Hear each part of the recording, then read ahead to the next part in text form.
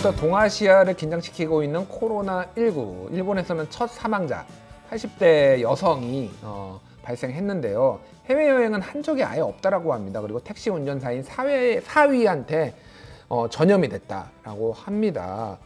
그래서 지금 여러 가지 일본 사회도 들끓고 있고 한국은 여전히 긴장하고 있고 이런 상황입니다.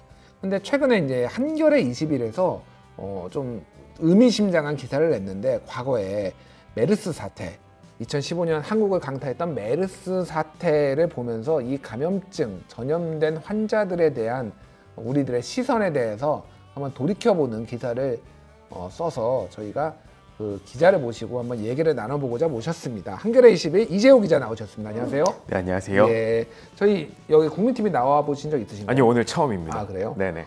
굉장히 잘생기셨네요, 얼굴이 일단. 네. 아닙니다. 뭐가 아닌가요? 잘생긴 게 아니라 잘생기지 않아요. 알겠습니다. 네네. 예, 알겠고요. 기사를 저도 이제 좀 이렇게 읽어봤더니 사실은 이게 처음에는 저는 메르스 기사가 아니라 신종 코로나 바이러스 코로나19 기사인 줄 알고 이렇게 읽다 보니까 메르스 기사더라고요. 네, 맞습니다. 그래서 이게 좀 되짚어보는, 우리가 지금 그 전염병이란 것에 대하는 태도, 그리고 앞으로 어떤 식으로 좀 바꿔야 되는지 좀 과거를 돌이켜보고 미래를 좀 짚어보는 이런 기사라서 저는 굉장히 재밌게 봤고요. 재밌는 내용은 아니었습니다. 네네. 무슨 의미인지 알고 있습니다. 제목이 남편을 바이러스 취급했다. 이렇게 나왔어요. 이게 무슨 의미인가요?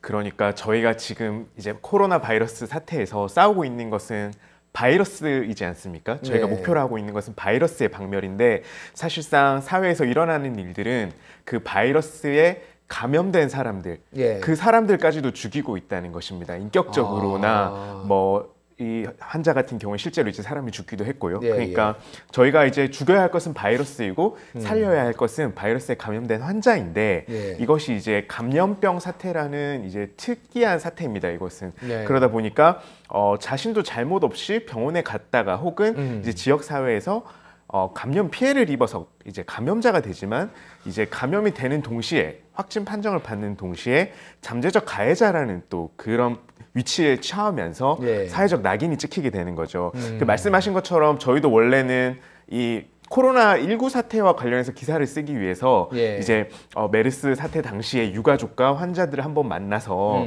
우리가 그때와 지금이 어떻게 다른지, 이번 사태는 어떻게 보고 계신지 목소리를 들어보려고 사실은 저희가 찾아갔었고 기획을 했었습니다.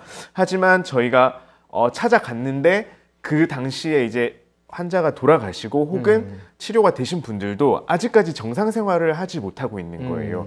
그래서 저희가 너무 안이하게 생각했구나. 메르스는 우리가 끝난 것으로 기억을 했으나 그 바이러스는 죽었으나 그 바이러스로 인해서 사랑하는 사람을 잃었거나 혹은 그 바이러스로 인해서 큰 아픔을 겪었던 환자들은 아직도 일상으로 돌아가지 못했고 슬픔은 치유되지 않았다. 그래서 저희가 다시 기사 좀 내용을 바꿔서 이걸 본격적으로 다시 한번 다뤄보자라고 해서 그 진행이 되고 있는 소송의 소장과 인터뷰 내용 등을 종합을 해서 기사를 쓰게 됐습니다. 그렇군요. 지금 근데 인터뷰를 하신 분이 메르스 38번째 사망자의 아내분. 네, 맞습니다. 환자로서는 80번째 환자의 아내분을 한 거고, 메르스에서 저렇게 많이 죽었나? 지금 38번째 사망자라고 하니까 우리가 다 잊고 있었는데 정말 많이 죽었구나, 메르스 사태 때. 정확하게는 39명입니다. 39명이나 죽었어요? 그러니까 그리고 또 1년이 지나서 기저질환을 앓고 계시던 분이 메르스는 치료됐으나 다른 기저질환으로 인해서 목숨을 잃어서 전체는 39명이 돌아가셨습니다. 그렇군요. 참 지금은 어떻게 보면은 한 명도 죽은 사람도 없고, 어떻게 보면 이 병 자체가 생각보다 치사율이 높지 않다라는 얘기도 나오고 있지만 어떻게 보면은 지금 만약에 38명이 죽었으면 난리가 났을 거예요, 사실 대한민국이. 정말 있을 수 없는 일이죠. 좀 끔찍해요, 사실은 그런 생각을 하면. 근데 어떻게 보면은 그때도 난리가 나긴 했지만은 생각보다 되게 그냥 무덤덤하게 약간 넘어간 부분도 있고, 우리가 이 죽은 사람들, 이 돌아가신 분들에 대해서 잘 좀 생각을 못했던 부분이 있는데, 트라우마에 지금 아직도 어떤 외상후 스트레스 증후군에 싸우고 있다라고 했는데, 좀 어떤 내용인지 좀 설명해 주시죠. 일단은 감염된 저희가 다뤘던 그 80번째 환자이자 38번째 이제 사망자 이야기를 들려드리면요. 그분 같은 경우는 2015년 5월 27일입니다. 27일에 삼성서울병원에 이제 고열과 증상이 조금 있어서 이제 치료를 받기 위해서 응급실을 방문을 했는데요. 예. 이분 같은 경우는 기저질환으로 악성 림프종, 그러니까 혈액암의 일종인데 그 질병을 앓고 있었고 2015년 4월에 완치 판정을 받았습니다. 예. 하지만 이제 이 혈액암을 경험해 보신 분들은 아실 텐데요. 암을 앓은 환자 같은 경우는 굉장히 경미한 감기 같은 증상으로도 다른 병원에 갈 수가 없습니다. 반드시 종합병원에 자기가 암 치료를 받았던 병원에 가서 치료를 받아야만 하거든요. 예, 예. 그렇다 보니까 이분이 5월 27일에 삼성 서울병원에 이제 고열과 감기 증세로 갔는데 예. 거기서 3일 기다리게 됩니다. 응급실에서. 그러니까 치료를 안 해준 거예요, 그러면? 치료도 못했고요. 이제 예. 당시는 삼성 서울병원에 메르스가 퍼져나가고 있던 시기였고 굉장히 복잡한 시기였기 예, 때문에 예. 제대로 진료를 받지 못했습니다. 그렇게 됐고 27일부터 29일까지 대기를 했다가 집에 돌아갔는데 거기에서 슈퍼 전파자, 뭐 다수 환자 전파자라고도 하는데요. 예, 예. 그 14번째 그 환자가 방문을 했던 사실이 알게 되면서 이것은 메르스가 좀 의심이 되는 증상이 뒤에 나타나기 시작합니다. 그러면서 다시 병원에 예약을 받아서 병원에 가서 요구를 하게 되죠, 의사한테. 이게 메르스 감염이 조금 의심된다라고 했더니 이제 의사는 아니다, 이것은 혈액암이 다시 재발한 것으로 좀 보인다 네. 하면서 또 메르스 검사를 해주지 않습니다. 네, 그래서 또 메르스를 확진을 받는데도 열흘 가까이 걸리게 되는 일이 생기거든요. 그러니까 그 당시에 이제 근데 메르스가 맞았던 거잖아요. 네, 메르스가 맞았습니다. 그래서 그러니까. 끝까지 안 해줬는데 가족들이 강하게 이제 소리치고 저항을 해서 뭐 3-4번을 주장한 끝에 예. 메르스 검사를 받게 해줬고요. 예. 결국 확진 판정이 나와서 이제 그 삼성 서울병원에 처음에 격리가 됐습니다. 하지만 삼성 서울병원에서는 그 당시에 음압병실이 없었거든요. 예. 음압병실이 없는 상황이었어서 그냥 일반 이제 그 중환자실에서 이렇게 격리가 된 채로 이제 받게 되는데요. 예. 그 당시 굉장히 위험했다고 해요, 사실은. 아까 나중에 뒤에도 조금 이야기를 하겠지만 162번째 환자도 이분한테 감염이 됐고요. 가족들이 거기서 간병을 하고 있었다고 합니다. 예. 사실 그렇게 하면 안 되거든요. 그러게요. 아무튼 그런 상황에서 이제 림프종도 재발을 하게 되면서 이분이 상황이 급격하게 나빠지게 되는 그런 이제 문제점이 있었습니다. 네. 그렇군요. 참 지금 얘기를 들어보면은 엉망진창이었네요. 정말 진짜로. 엉망진창이었습니다. 와. 네. 삼성 서울병원이라고 하면 저희가 이제 빅5라고도 하는데요. 뭐 대한민국에서 제일 네. 좋은 병원 중에 하나잖아요. 거기가. 그렇게 이야기를 하고 실제로 이제 그 당시에도 이건희 회장님이 예. VIP 병실에 계신다. 이제 예. 그러니까 이건희 회장이 쓰는 병원인데 이렇게까지 엉망이라고 아무도 사실은 이렇게 상상조차 하지 못했던 일이죠. 그렇군요. 네. 그래서 어쨌든 이 분은 처음에는 뭐 바이러스 취급을 받았고 사실은 그러다가 제대로 또 뭐 어떤 테스트도 안 해줘가지고 네. 방치되다가 사망에까지 이른 건데 지금 고인의 아내가 소송 중이라고요? 네, 그러니까 치료를 이게 메르스가 나아졌으나 예. 이제 계속 격리를 해제해주질 않았습니다. 그 2015년 7월 27일에 정부가 발표를 했습니다. 마지막 예. 격리 환자가 해제됐다.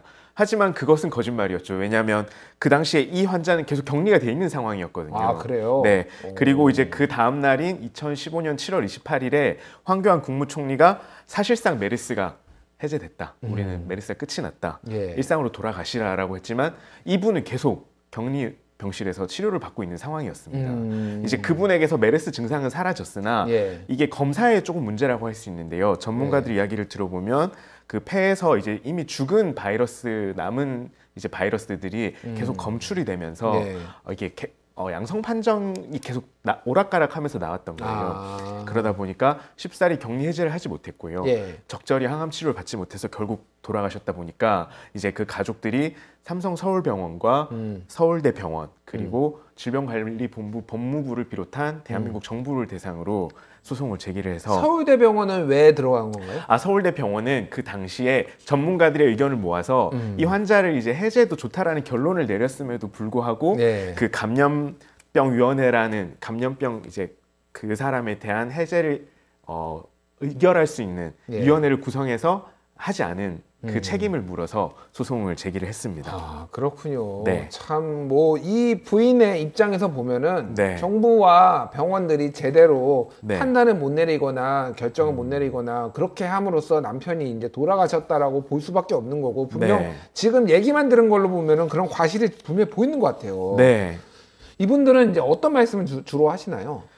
이분들 같은 경우는 이제 너무 상처가 큽니다. 일단 이 사회에서 아까 전에 잠깐 얘기를 하셨습니다만 39명이 죽었는지 몰랐다라고 이야기를 하셨거든요. 그러니까 사실 저는 그때 이제 기사를 보긴 했는데 네. 다 잊혀진 거죠. 사실은 많이 죽은 네. 거는 기억을 그때 네. 당시에는 알고 있었는데. 저 같은 경우는 이제 2014년에 세월호 때도 팽목항 가서 끝까지 취재를 하고 메르스도 끝까지 취재를 했었는데 사실 둘 다 좀 비슷한 점이 있었어요. 대형 재난이고 네. 정부의 약간 대책이 미흡했고 이런 부분들이 있었는데 세월호는 그래도 다 저희가 가족들이 나와서 요구를 하고 목소리를 냈지 않습니까? 예. 하지만 이 메르스 당시의 환자들 그리고 유가족들은 목소리를 내지 못했습니다. 추가적인 낙인이 무서웠거든요. 그러니까 감염병에 감염됐던 환자라는 사실 때문에 그 동네에서도 이미 낙인이 찍힌 상태고 네. 그렇기 때문에 굉장히 심리적으로 위축이 돼 있는 상황이에요. 그렇기 때문에 목소리를 내기가 굉장히 어려웠다고 다 이렇게 이야기를 했습니다. 그러니까 네. 한마디로 얘기하면은 저 병균 덩어리가 지금 네. 우리 마을에도 있으면은 이거 다 감염시키는 거 아니야? 다 맞습니다. 완치가 됐음에도 불구하고 네.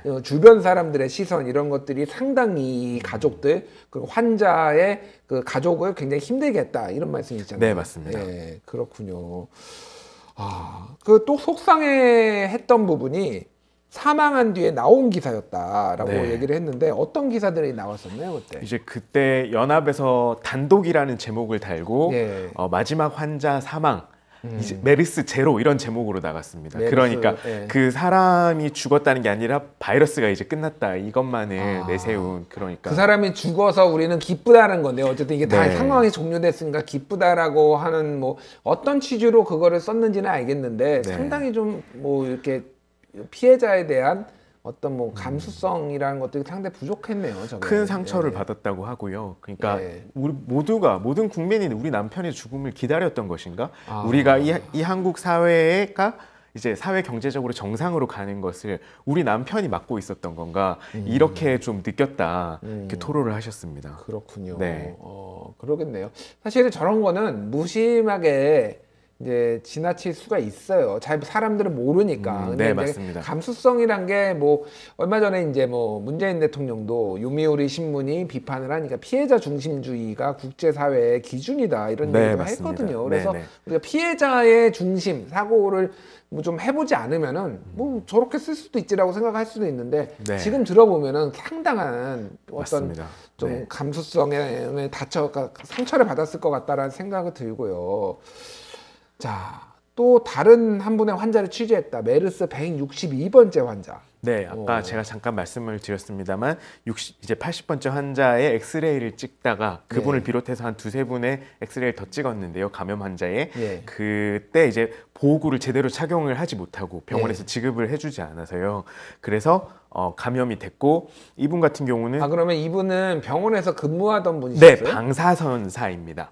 방사선사. 네, 방사선을 계속 찍는 분. 네네. 엑스레이도 방사선. 네. 그러니까, 근데 이제 예, 그 당시 예. 이야기를 들어보면 메르스 환자들이 이제 병원의 한 층에 예. 수용이 됐습니다. 그렇다 보니까 이 사람들이 많이 다닐 수가 없잖아요. 예. 그래서 그 포터블 엑스레이라는 게 있어요. 기계가 우리가 보통은 이제 방사선실 가서 찍는데요. 그렇죠. 이거는 가지고 다니면서 찍는 기계가 있어서 그거를 가지고 메르스 감염 환자들을 찍어주다가 이제 이분은 예. 감염이 됐는데 이분 같은 경우는 저희가 이번에 좀 언급이 됐는데 사이토카인 폭풍이라고 해서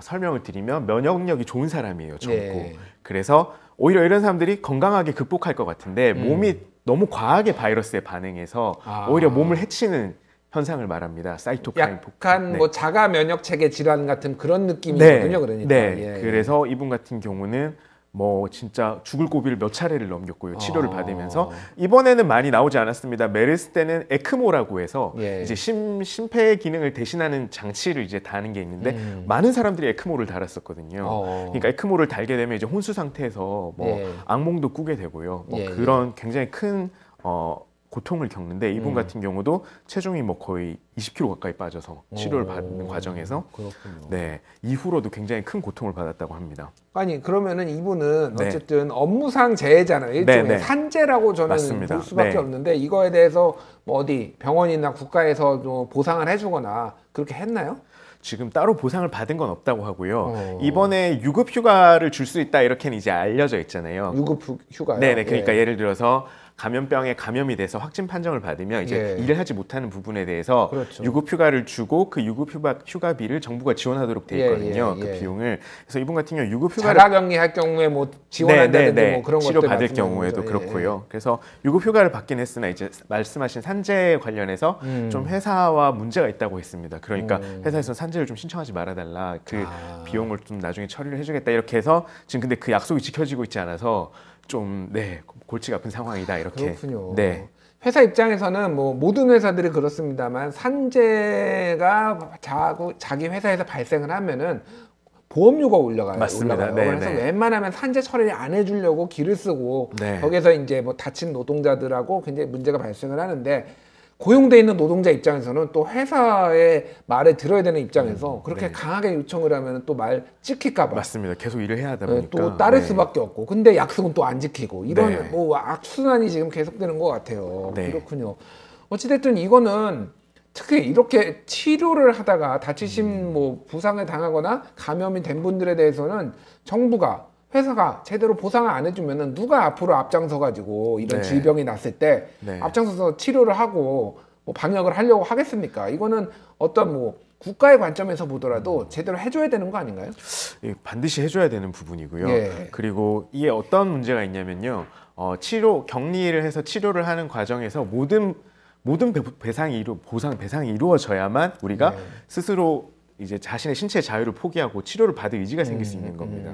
그러니까 저희가 신체 자유를 지금 구속하는 부분에 대해서 너무 가볍게 생각하고 있는데요. 저희가 범죄자의 경우에도 구속을 할 경우에는 검찰이 영장을 청구를 해서 법원에서 뭐 시간이 한참 걸려서 심사를 해서 하지 않습니까? 절차를 거쳐서 하는데 이게 감염병 사태라는 긴급을 요한다는 이유만으로 지금 저희가 너무 쉽게 이 사람의 신체를 구속하는 거를 가볍게 생각하고 있고요. 그리고 일본 같은 경우에는 감염병 예방법에서 이제 이런 경우에 이의를 제기하는 법조항도 만들어 두고 있으나 저희는 그런 부분이 좀 부족하다 이런 이야기들이 이제 전문가들 사이에서 좀 나오고 있는 상황입니다. 저희가 그런 부분을 꼭 다 이제 일상으로 돌아갈 수 있게 많이 잘 지원을 해줘야 할 것 같아요. 최근에 이제 이번 코로나 이제 19 관련해서도 자가격리가 되고 휴업했던 사람들 이야기를 좀 들어봤는데요. 여전히 낙인이 횡행하고요. 그리고 이제 광주에 지금 대규모 휴업 사태가 일어났는데 거기에 사람들이 잘 가지 않는다고 합니다. 그러니까 이렇게 되면은 이제 휴업이 끝나고 일상으로 돌아가더라도 그런 경제적인 피해가 생기거든요. 그러니까 이런 부분도 좀 세심하게 우리가 배려를 해야 하지 않을까 좀 그런 생각을 해봤습니다. 좀 어려운 문제긴 합니다. 사실 좀 어렵죠. 강력하게 방역을 하고 단속을 함으로써 이게 확산이 되는 거를 막는 측면도 있어요. 사실 일본 정부가 지금 뭐 이렇게 하는 거 보면은 한국이 어떻게 보면은 그렇게 지금 강력하게 하고 휴교령도 내리고 사람도 못 모이게 하고 함으로써 이렇게 막은 것도 있고 자가격리를 강력하게 함으로써 근데 거기에서 또 자가격리된 사람들이 받는 여러 가지 뭐 물질적, 경제적, 심리적 고통 이런 것들도 정부가 좀 많이 배려를 하고 고려를 해야 된다 이렇게 좀 이해를 할 수가 있을 것 같아요. 네, 맞습니다. 그렇군요. 알겠습니다. 또 여담인데 제가 개인적으로 사실은 이 메르스 사태가 좀 제가 관련이 있었던 게 제 장모님이 예전에 수술을 받으셨는데 삼성 서울병원에서 수술을 받은 거예요. 해피 근데 메르스 사태가 터졌어요. 그 시기에. 그 시기에 그래가지고 이제 정기 검진을 가야 되는데 이제 삼성 서울병원에서 수술을 받았다는 이유로 아무데 그 병원은 못 가고 다른 병원이 안 삼성 서울병원은 못 가고 거기는 메르스 진원지가 됐으니까 다른 병원에서는 아무데도 안 받아주는 거예요. 네, 맞습니다. 허리 디스크 수술을 하셔가지고 상당히 그 연세도 많으셔서 고생을 하셨는데 이건 무슨 병원균 모드시 하더라고요. 맞습니다. 사실은 사람이 아니라. 그래서 물론 이제 조심할 필요는 있는데 사람에 대한 뭐 좀 존중 이런 것도 그 부분도 좀 이야기를 하고 싶은데요. 최근에 이제 진료 거부가 많이 되고 있다 이런 보도가 나오더라고요. 그러니까 의사들의 경우에도 이게 의심 환자가 와서 거기에서 왔다 아까 말씀하신 삼성병원에서 왔다고 하면 당장 받고 싶지 않은 거예요. 왜냐하면 휴업 조치를 바로 해야 이제 확진 판정이 나면 우리도 휴업 조치를 해야 되고 이것에 대한 보상이 어떻게 이루어질지 이제 너무 복잡해지니까 이제 개인 병원에서도 그런 것들을 피하고 싶은 것들이 있거든요. 그래서 이런 것들도 좀 논의를 해봐야 되지 않나 구체적으로 저희가 그런 생각이 듭니다. 그렇군요. 알겠습니다. 마지막으로 취재를 하면서 좀 뭐 느끼셨던 부분 마지막으로 할 얘기가 있으신가요? 그러니까 저희가 제가 2015년에 메르스 사태를 취재를 했었고 이제 4년, 5년이 지나서 이번 바이러스 또 취재를 했는데요. 방역망은 굉장히 많이 좋아졌다. 예. 특히 지금 질병관리본부장 이제 그 브리핑하는 내용이라든지 이게 굉장히 매끄럽지 않습니까? 예. 많은 분들이 보기에도 정보 공개 측면에서는 뭐 비교가 안 될 정도로 비교가 안 좋아졌어요. 되죠. 네, 예, 예. 그게 감염병 예방법 7조에 명시가 돼 있음에도 불구하고 그 당시에 보장이 되지 않았던 건데 이번에는 예. 굉장히 많이 보장이 되고 있습니다. 그래서 많이 좋아졌으나 여전히 격리자에 대한 혹은 감염 의심 환자에 대한 낙인. 예. 사실 바이러스가 문제지 중국인이 잘못한 건 아니거든요. 사실 예, 마치 예. 그런 중국인을 바이러스 그 자체로 보는 듯한 우리의 차별 의식이라든지 이런 부분을 좀 돌이켜 봐야 하지 않을까 이런 말씀을 드리고 싶습니다. 알겠습니다. 아직 뭐 사태가 종료되지는 않았지만 네, 맞습니다. 코로나19 사태가 종료되지는 않았지만은 전반적인 추세로 봤을 때 좀 이제 곧 꺾일 것 같은 전체적인 분위기는 맞는 것 같아요. 어쨌든 네. 방역은 계속 잘 하되 우리가 세심하게 또 보완할 부분은 보완을 해서 슬기롭게 이 사태를 극복을 하고 빨리 아름다운 대한민국을 만들고 그랬으면 좋겠습니다. 예, 말씀 잘 들었습니다. 지금까지 한겨레 21 이재호 기자였습니다. 감사합니다. 네, 감사합니다.